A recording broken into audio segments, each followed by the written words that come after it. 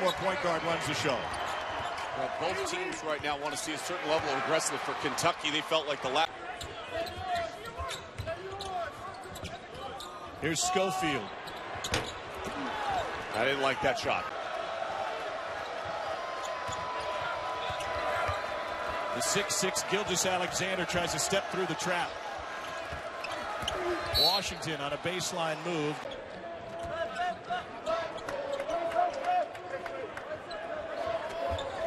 Bowden in the paint. You mentioned P.J. Washington and one season. Just 61% from the line.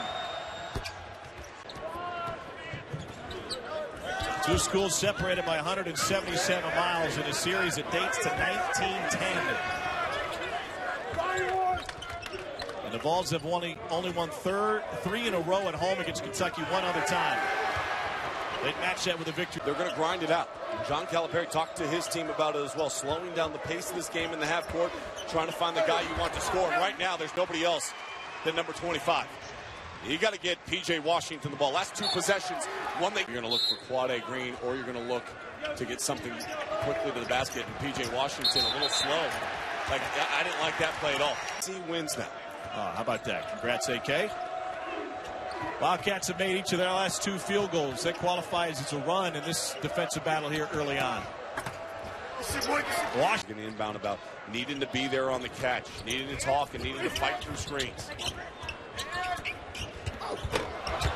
That's a point.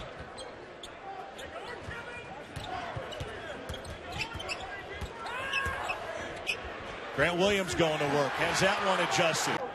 Good job defensively at the time by Quade Green, fighting over the screen. Shot clock at 2. Williams fading away, has it blocked.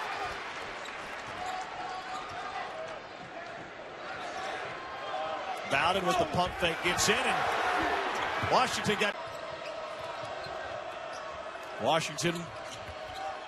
gives it up. Gabriel for 3. His third are so high here in his first half. Shot clock winding down again.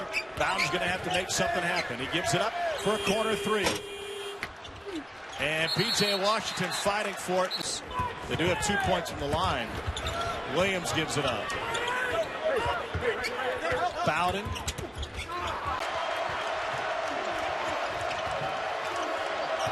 Washington's been the go-to man. And why not? A chance for a reverse. Left short. Kirby Smart has simply instituted Saban's plan all the way down to the crowd noise they run in practice, which is the same soundtrack.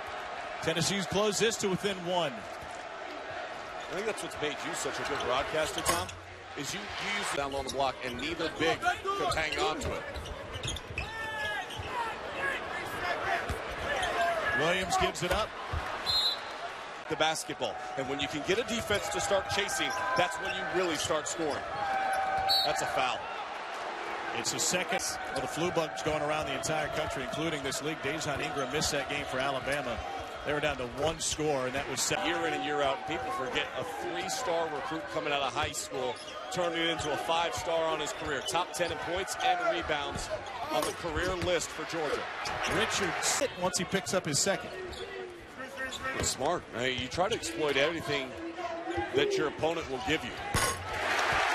And look, for the SEC on basketball, too, it's the rebirth of a national brand.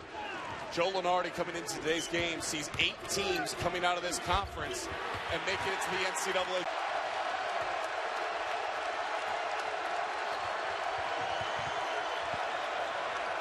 Washington guarded by Williams. Got him in the face, and one. Don't do this play every single time down the floor, Tom. Isolate him, put him on an island. They haven't stopped him yet. Rebounder for Tennessee. How has the defensive end impacted Grant Williams on the offensive end? Well, his frustration on not being able to do what he normally.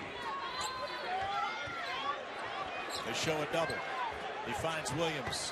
Shot clock at 6. It goes for Williams, and Tennessee's back in front.